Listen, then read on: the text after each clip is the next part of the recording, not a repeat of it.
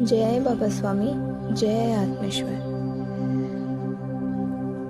आज के हमारे इस पुण्यात्मा अवतरण के ग्रंथ पठन के सत्र में मैं आप सबका पूर्ण हृदय से स्वागत करती हूँ। ग्रंथ पठन की शुरुआत हम गुरु आह्वान से करते हैं।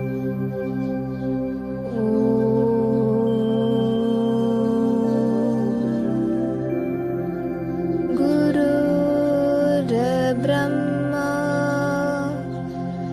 गुरुर्विष्णु गुरुर्देवो महेश्वर गुरुर्साक्षात् परब्रह्म तस्मै श्री गुरवे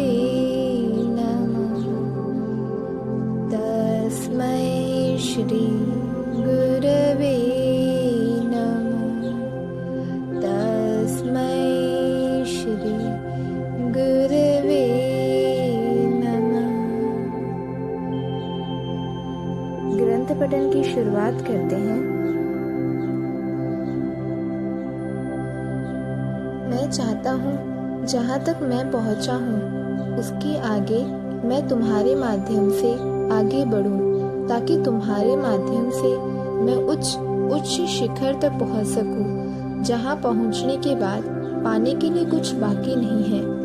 मैं अपने जीवन कम पढ़ने से उस स्थान तक नहीं पहुंच सका, लेकिन मेरी इच्छा है तुम उस स्थान के शिखर तक पहुंचो। क्या तुम मेरी इस अंतिम इच्छा को पूर्ण करोगे?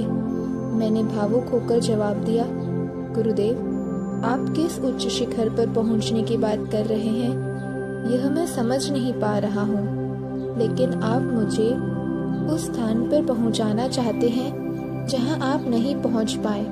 मैं चाहता हूँ मेरा मैं यहीं गिर जाए और आप उच्च शिखर तक पहुँचे, और आपका नहीं, मेरे मैं का जीवन समाप्त हो जाए। आशीर्वाद दीजिए गुरुदेव कि मैं आज से मैं नहीं, आप बनकर ही जीऊं। आज मैं अपना सारा अस्तित्व ही आपके श्री चरणों पर समर्पित कर रहा हूँ। आज से मेरी प्रत्येक सांस आपकी इच्छानुसार ली जाए। मेरा प्रत्येक क्षण आज से आपके सानिध्य में ही बीते। आज मैं मर जाऊं और आप जीवित रहे, बस अब जीवन में आप ही आप रहे। आज मेरा मैं समाप्त कर दीजिए, बस अब जीवन में तू ही तू रहे। आज से मैं अपना सारा जीवन आपके रूप में ही जीऊंगा। आज मैं मेरे मैं को आपको समर्पित कर रहा हूँ। लोग भगवान को फूल चढ़ाते हैं, मैं अपना अहंकार आपको समर्पित कर रहा हूँ। कृपया इसको स्वीकार कीजिए। इसके बाद मैं रोने लग गया। सुबह जब उठा तो देखा मेरा सारा शरीर एकदम हल्का हो गया है। सुबह बड़ा प्रसन्न लग रहा था, बड़ी शांति का अनुभव हो रहा था। गुरुदेव ध्यान में बैठे थे। मैं नदी पर नहाने के लिए चल दिया। आजकल नदी का किनारा मेरा प्रिय स्थान था। नदी के किनारे से नदी तक पहुंचने में भी काफी रास्ता, छोटे छोटे गोल पत्थर, बड़े बड़े गोल पत्थर पार करके जाना पड़ता था। बड़े सुंदर सुंदर पत्थर थे। नदी में सालों पानी के प्रवाह में बहने के कारण वे चिकने व गोल हो गए थे, लेकिन सतत पानी के बहाव में रहने के कारण उनकी ऊर्जा का स्तर बहुत अच्छा हो गया था। कुछ पीले रंग के, सफेद रंग के, काले रंग के, लाल रंग के, हरे रंग के अलग अलग प्रकार के पत्थर होते थे। कुछ तो कांच जैसे चमकते भी थे। काले रंग के और सफेद रंग के शालिग्राम मैंने वहां इकट्ठा करके रखे थे। रोज उनको अलग अलग आकार से सजाता था। बस यही खेल था। ये पत्थर ही मेरे साथी थे, यही मेरे मित्र थे। मुझे उन्हीं के साथ अच्छा लगता था। दिन भर खेलता था, नहाता था। कब दिन बीत जाता था यह पता भी नहीं चलता था। कई मछलियाँ मेरी मित्र हो गई थी। उनके खाने के लिए मैं कुछ विशिष्ट बीज लाता था, वह बीज के खाती थी। वे बीज उन्हें अच्छे लगते थे। यह प्रायः ये मैंने इसी प्रयोग से सीखा था। यहाँ पर प्रयोग करके ही सीखना पड़ता था। जब नहाने जाता था तो खूब मछलियाँ इकट्ठा हो जाती थी। जब पानी के भीतर नहाता था तो मुझे काटती भी थी, तो बड़ी गुदगुदी होती थी। ऐसे ही मस्ती करती रहती थी। मैं थक जाता था तो किसी बड़ी चट्टान के पीछे छाया में बैठ जाता था, क्योंकि पानी के आसपास कभी कहीं वृक्ष नहीं रहता था। मेरे 3-4 स्थान नहाने के निश्चित थे। मैं उन्हीं निश्चित स्थानों पर ही नहाने जाता था। मेरे पास जितना समय रहता था वैसा स्थान रहता था। जब गुरुदेव ध्यान में रहते थे तब मैं दूर के स्थान पर नहाने जाता था। जब नहीं रहते तब पास के स्थान पर नहाने जाता था। जब दूर के स्थान पर नहाने जाता था तो शाम के समय ही कुटीर में वापस आता था। उस नदी के किनारे पत्थरों पर पीले रंग की एक वनस्पति उगती थी। वह सब जगह नहीं होती थी, कभी कभी मिलती थी तो वह भी खाता था। एक बड़े मोटे बांस में छोटे छोटे कंकड़ भर, बाद में उस बांस को पत्ते से बांधने पर उसका बड़ा अच्छा वाद्य बन जाता था। वह बांस संगीत देने का कार्य करता था, एक झुनझुना बन जाता था। वैसे वाद्य बनाकर मैंने जगह जगह गाड़ कर रखे थे। वहां पर कोई मनुष्य नहीं था, इसलिए एक वस्तु एक स्थान पर रखने पर वह कई दिनों तक भी उसी स्थान पर मिलती थी।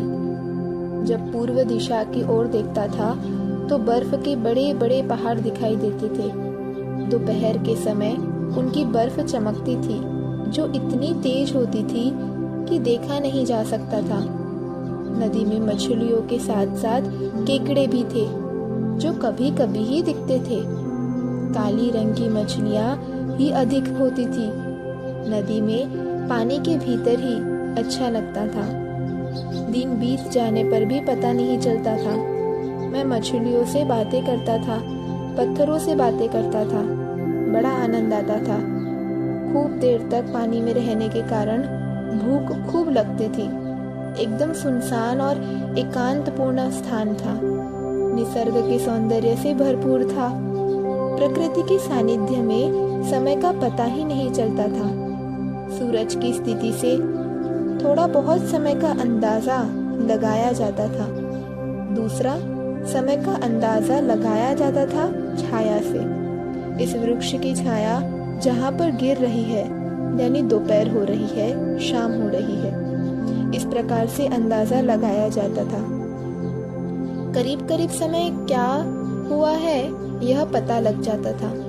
एकदम सही सही समय देखने की आवश्यकता ही नहीं होती थी।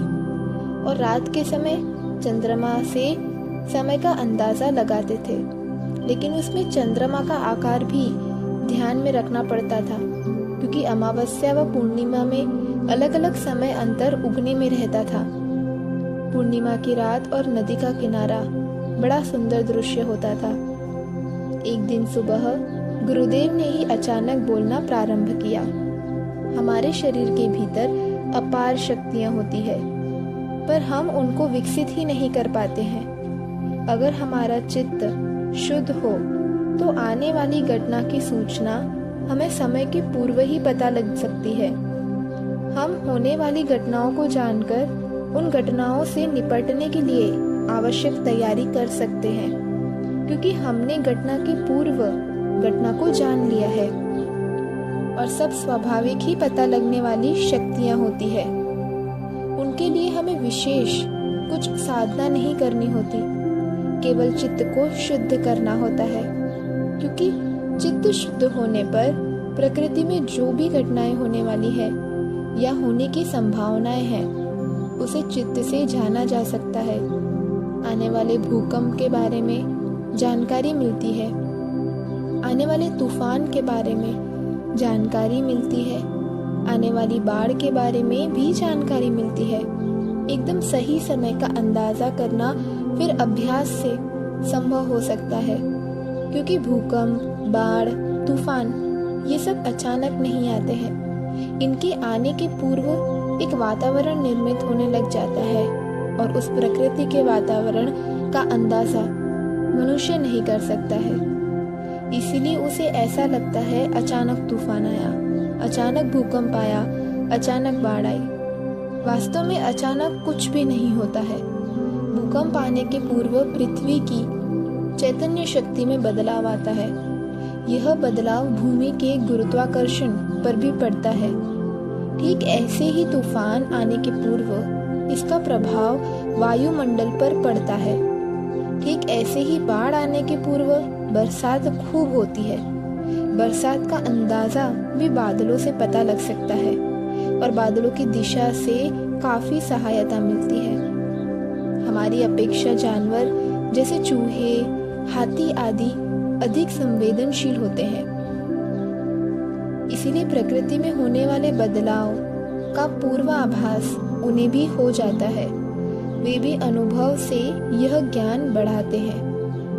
मनुष्य और जानवर में यही अंतर है कि मनुष्य विचार करता है और जानवर विचार नहीं करते हैं। मनुष्य अपनी सारी ऊर्जा भूतकाल और भविष्यकाल के विचारों में ही व्यर्थ गवा देता है। इसीलिए ध्यान वह स्थिति है जिस स्थिति में मनुष्य अपनी ऊर्जा को खर्च होने से बचाता है और उसका उपयोग अपने भीतर की सुषुप्त बड़ी शक्तियों को जगाने में करता है। कुंडलिनी शक्ति भी एक ऐसी ही शक्ति है जो मनुष्य के शरीर में होती है, पर मनुष्य को उस शक्ति का एहसास नहीं होता है और यही परमात्मा की शक्ति होती है। इस शक्ति के जागृत हो जाने के बाद मनुष्य के भीतर की सभी शक्तियां जागृत होना प्रारंभ हो जाती है। या हम यह भी कह सकते हैं कि मनुष्य के भीतर की शक्तियों की जन्मदात्री यह कुंडलिनी शक्ति है। यह परमात्मा की शक्ति है। जब तक परमात्मा का सानिध्यम न मिल जाए यह जागृत नहीं होती है। यह शक्ति अपने साथ अनेक शक्तियों को साथ लेकर चलती है। इसीलिए यह परमात्मा की सामूहिकता में ही जागृत होती है। इसे जागृत किया नहीं जा सकता है। परमात्मा की एक बड़ी विशेषता है कि परमात्मा को प्रयत्न से प्राप्त नहीं किया जा सकता, क्योंकि कोई भी प्रयत्न अगर हम करेंगे तो वह प्रयत्न शारीरिक स्तर पर ही होगा, जबकि परमात्मा आत्मिक सामूहिकता का नाम है, तो उसे शरीर के प्रयत्नों से कैसे प्राप्त किया जा सकता है। परमात्मा की प्राप्ति आपकी शुद्ध इच्छा से ही होती है। यह आपकी इच्छा जितनी प्रबल होगी, परमात्मा की प्राप्ति का मार्ग उतना ही आसान होगा। शुद्ध इच्छा, अच्छी इच्छा सदैव पवित्र चित्त से ही निर्मित होती है।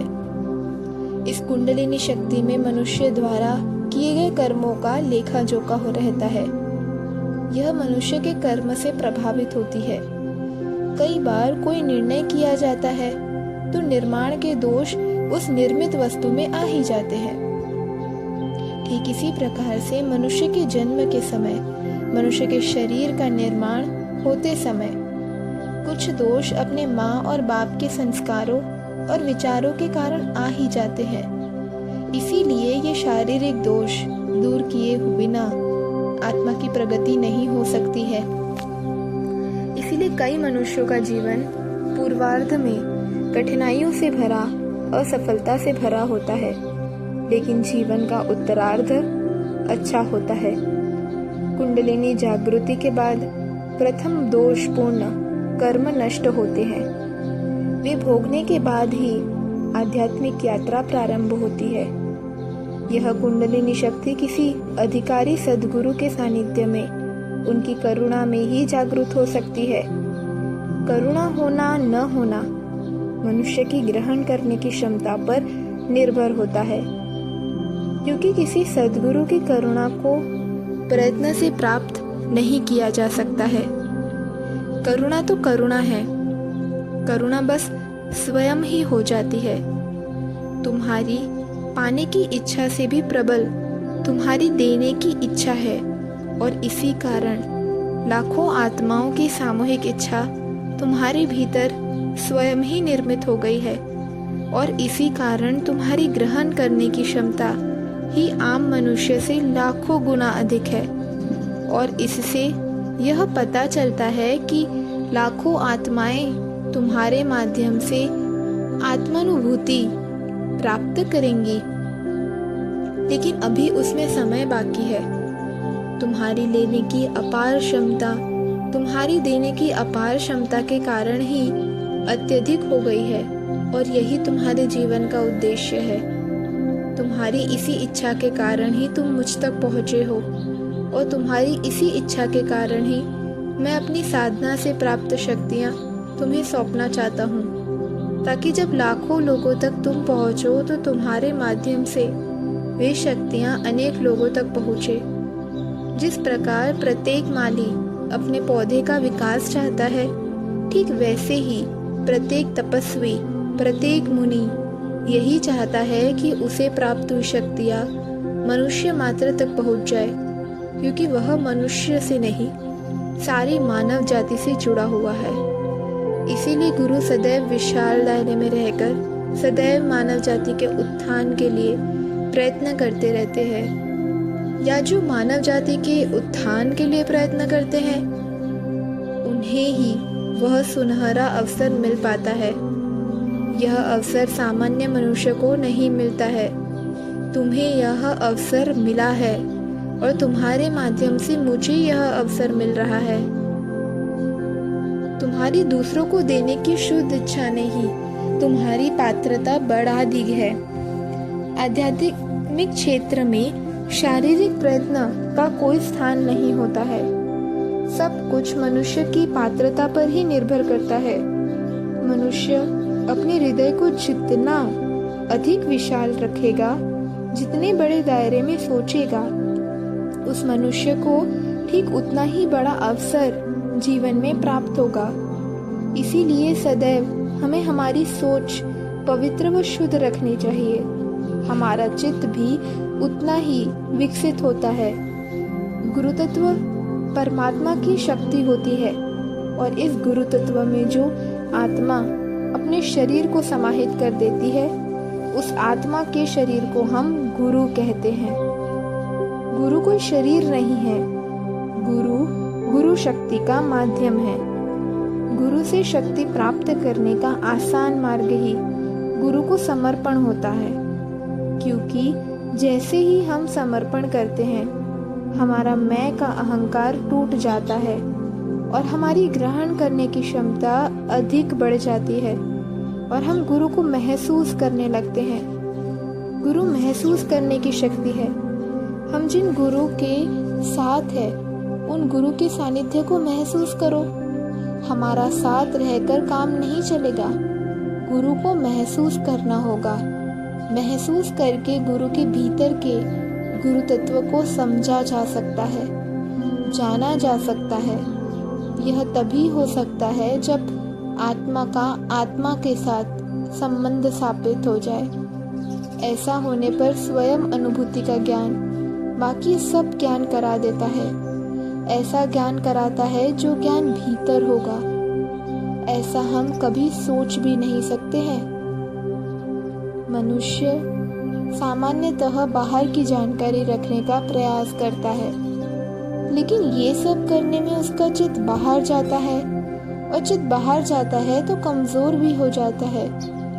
भीतर जाकर भी बाहर के बारे में जाना जा सकता है, लेकिन यह जानना संवेदनाओं के माध्यम से ही होगा, क्योंकि भीतर जाकर बाहर के बारे में जानने का मार्ग यही है। सभी प्रकार की जानकारी मनुष्य को चित्त के द्वारा मिल सकती है।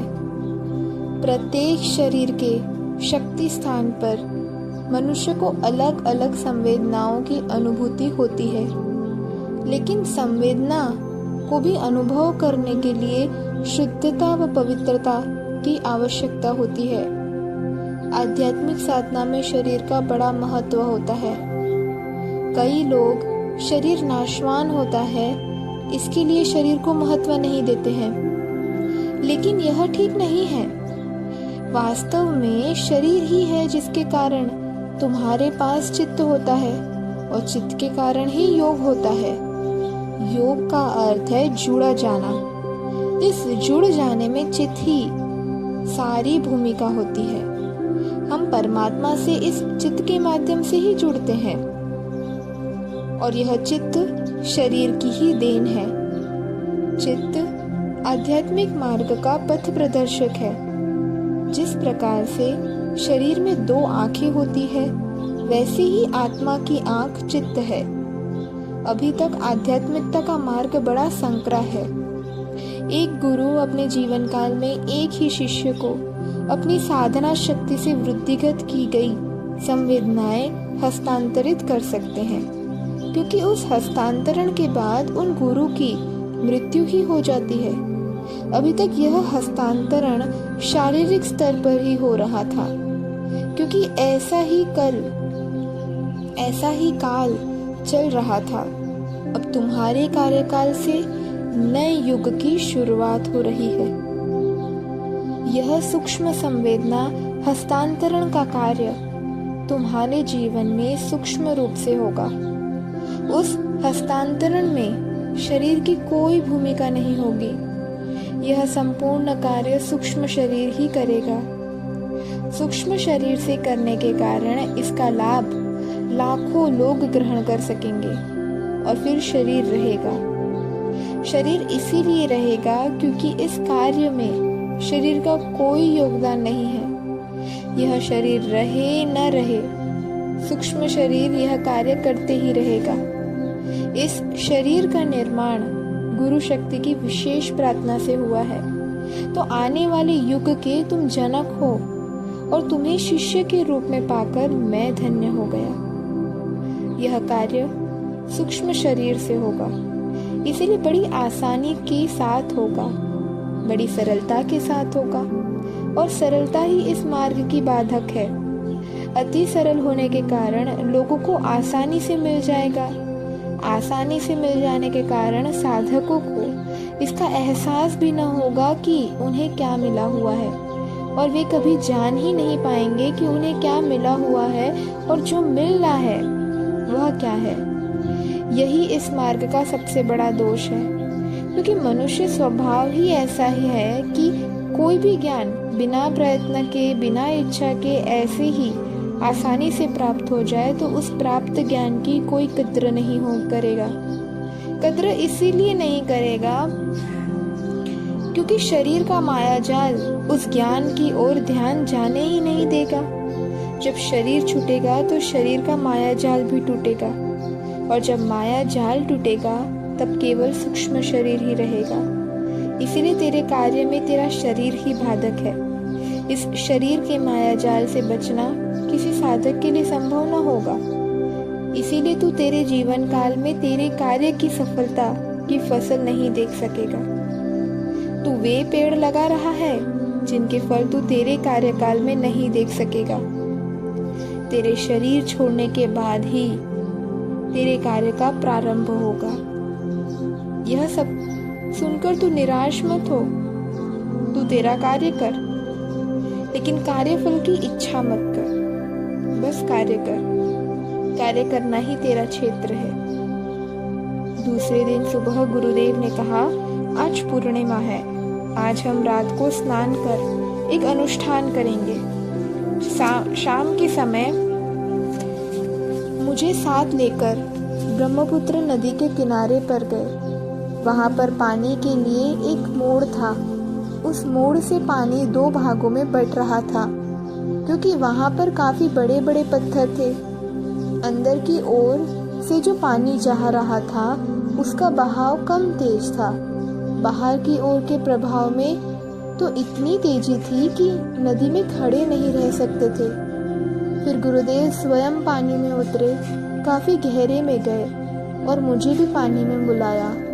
पानी मेरी भी छाती तक आ गया। अब उन्होंने कहा, अपनी नाभि पर चित्त को केंद्रित करो। मैंने नाभि पर चित्त केंद्रित किया। उन्होंने कहा, नाभि पर ही चित्त केंद्रित कर खड़े रहो। मैं अपनी ऊर्जा नाभि के द्वारा ही तुम्हारी नाभि पर हस्तांतरित कर रहा हूँ। उसे पूर्ण समर्पण भाव से ही ग्रहण करो। यह तुम्हारे मणिपुर शक्ति स्थान को विकसित करेगी। आध्यात्मिक प्रगति की शुरुआत सदैव इसी मणिपुर केंद्र से होगी। सबसे प्रथम शारीरिक प्रगति होनी चाहिए, फिर आत्मिक शांति प्राप्त होनी चाहिए, विचारों पर नियंत्रण होना चाहिए, उसके बाद ही इस केंद्र तक पहुंचा जा सकता है। गुरुदेव बोल रहे थे और मुझे मेरी नाभि पर ठंडा ठंडा अनुभव होने लग गया। ऐसा लगा मानो कोई मछली आकर वहां चिपक गई हो। मैंने हाथ लगाकर भी देखा, लेकिन वहां कोई मछली नहीं थी, लेकिन फिर भी ठंडा लग रहा था। आध्यात्मिक प्रगति इसी चक्र से होती है। इस चक्र को असंतोष वाला व्यक्ति कभी पार नहीं कर सकता है। इसलिए साधक को जब तक संतोष नहीं होता है, जब तक तृप्ति नहीं मिलती है, तब तक ध्यान की शुरुआत ही नहीं हो सकती है। साधक को प्रथम समाधानी बनना होगा। समाधान सदैव आत्मा की भीतर की एक अनुभूति ही है, और यह भीतर जाने की पर ही प्राप्त होती है। यह बाहर से कभी प्राप्त नहीं होगी। जबकि अनाड़ी साधक समाधान को, संतोष को बाहर खोजते हैं। यह एक प्रकार का आत्मा का भाव है। यह भाव तो एक भिखारी जिसके पास कुछ नहीं है, फिर भी वह महसूस कर सकता है, और एक राजा सर्व संपन्न होकर भी इस भाव का निर्माण नहीं कर सकता है। जिसका चित्त बाहर है उसे यह स्थापित करते नहीं आएगा। इसे स्थापित करने के लिए चित्त भीतर की ओर होना चाहिए, क्योंकि यह एक भीतर की ही प्रक्रिया होती है। चित्त भीतर होने पर यह स्वयं ही हो जाती है। इस भाव सागर को गुरु की कृपा के बिना पार नहीं किया जा सकता है, क्योंकि जब तक आपको कोई अधिकारी गुरु नहीं मिलेंगे, तब तक तुम्हें कभी यह भाव भी नहीं मिलेगा। क्योंकि कोई यह बताने वाला तो होना चाहिए कि समाधान बाहर नहीं है, भीतर है, और भीतर की ओर खोजो, भीतर की ओर जाओ। यह जब तक कोई दिशा देने वाला महापुरुष हमारी जिंदगी में नहीं आता, हमें इसका पता भी नहीं चलेगा। मैं एकदम चिल्लाया, गुरुदेव, नाभि पर कुछ गोल गोल घूम रहा है। गुरुदेव ने कहा, यह चक्र क्रियान्वित हो रहा है, होने दो। समाधान बाहर से प्राप्त होने वाली ऊर्जा ही नहीं है। साधक समाधान नाशवान वस्तुओं में खोजते हैं। कोई लोग नशा करके उसमें समाधान प्राप्त करते हैं, लेकिन वास्तव में वह एक अनुभूति है, और कोई भी अनुभूति सूक्ष्म संवेदना से ही प्राप्त होती है। और जब तक मनुष्य में मैं है, संवेदना का निर्माण नहीं हो सकता है। मैं सदैव महत्वाकांक्षी होता है। मैं कभी भी समाधानी नहीं होता। मैं कभी भी संतोषी नहीं होता है। इसलिए मैं के माया जाल से निकलना बड़ा कठिन है, क्योंकि मैं नए रूप और नए आवरण बुद्धि के सहारे लेते रहता है और छुपकर वार करता है। मैं वह शत्रु है जो हमने अपने भीतर पाला हुआ है, जो हमारे मित्र के रूप में भीतर ही छुपा हुआ होता है। वह कभी समाधान को भीतर स्थापित नहीं होने देगा, क्योंकि समाधान स्थापित होगा तो मैं की मृत्यु निश्चित ही हो जाएगी। गुरुदेव बोल रहे थे। उनका बोलना शायद इसीलिए था कि निर्विचार हो सकूं, क्योंकि उनकी वाणी से ही चैतन्य बरस रहा था। जय बाबा स्वामी, जय आत्मेश्वर। अब हम सब मिलकर कुछ देर ध्यान में जाएंगे।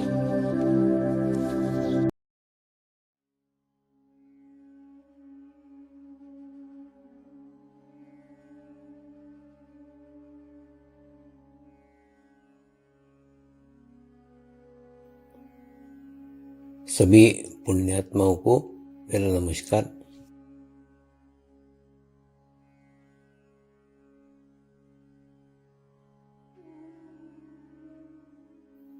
गुरुर्ब्रह्मा गुरुर्विष्णू गुरुर्देवो महेश्वरा गुरु साक्षात परब्रह्म तस्मै श्री गुरुवे नमः।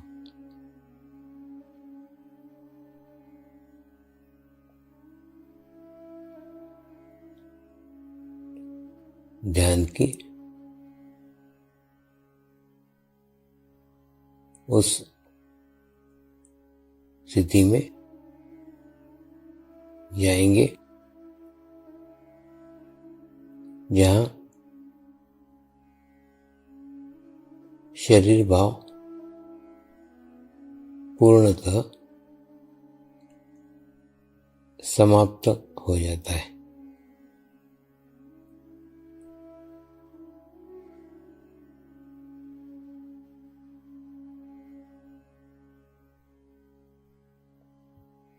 अपने पूरे शरीर को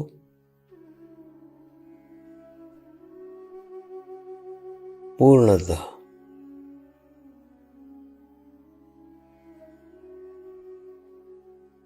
शिथिल छोड़ देंगे, एकदम रिलैक्स हो जाइए।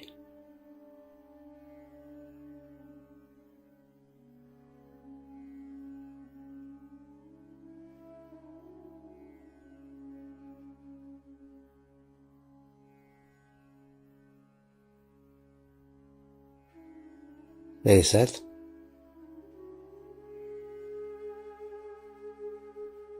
मंत्र का उच्चारण करेंगे। मैं एक पवित्र आत्मा हूँ।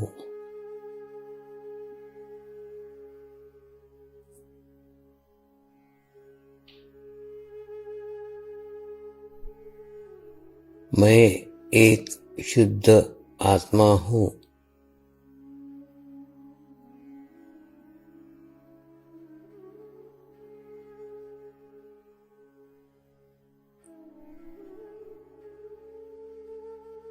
मैं एक पवित्र आत्मा हूँ।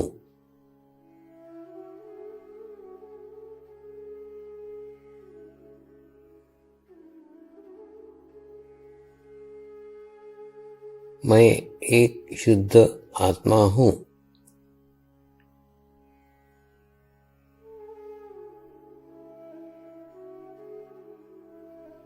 मैं एक पवित्र आत्मा हूँ।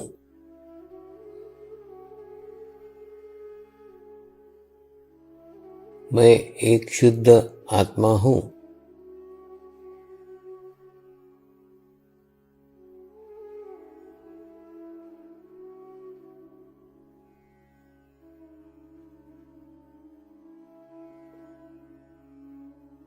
अभी इसी आत्मा भाव को बनाए रखते हुए गुरु मंत्र का उच्चारण करेंगे।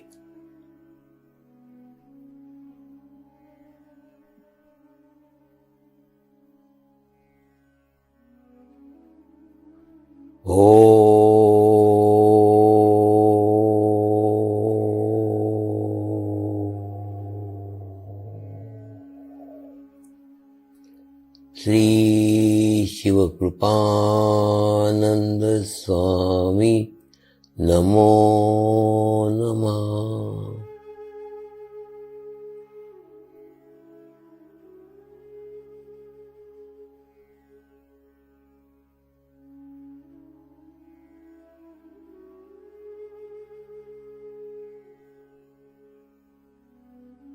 ओम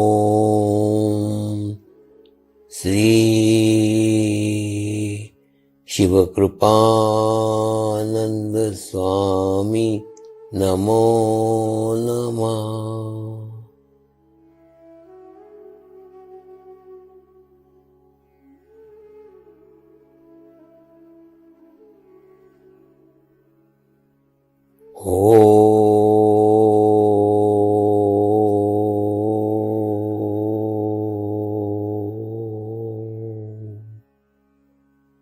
श्री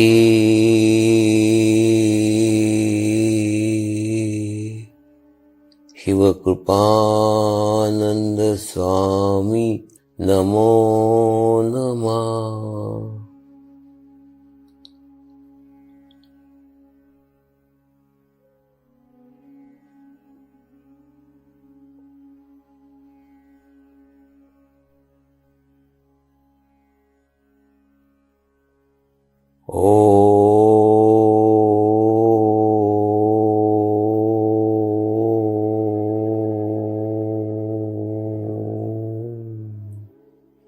श्री शिवकृपानंद स्वामी नमो नमः।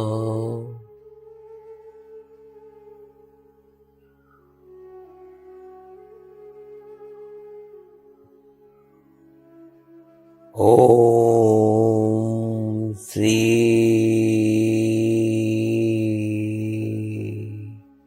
शिवकृपानंद स्वामी नमो नमः।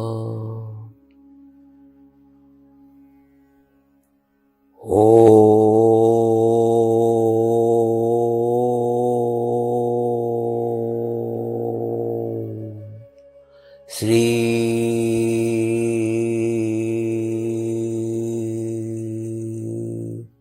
शिवकृपानंद स्वामी नमो नमः।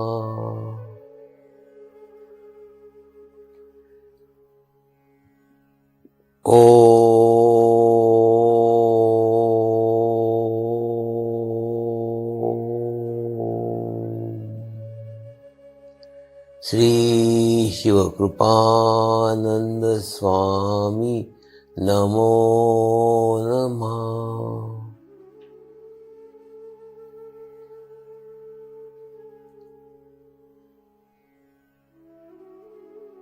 ओम श्री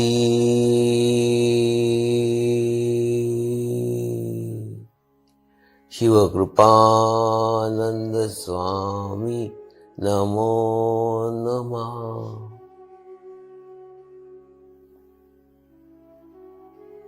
ओम श्री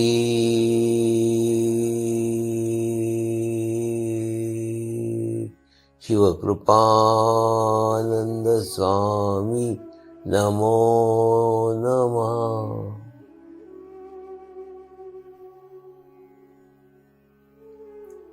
अब आप अपना चित्त सहस्त्रार पर रख के थोड़ी देर के लिए ध्यान में जाएंगे।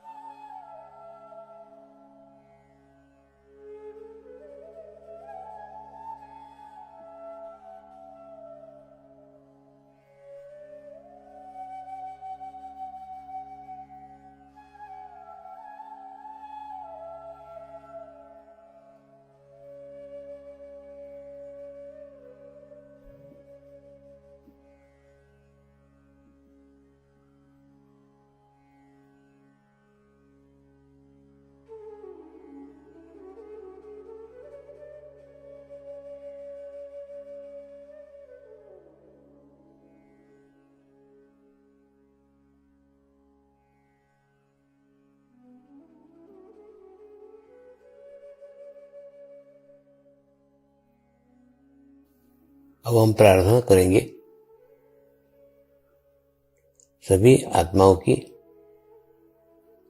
आत्म उन्नति हो, आध्यात्मिक प्रगति हो। यही हमारी प्रभु से प्रार्थना है। नमस्कार। जय आत्मेश्वर।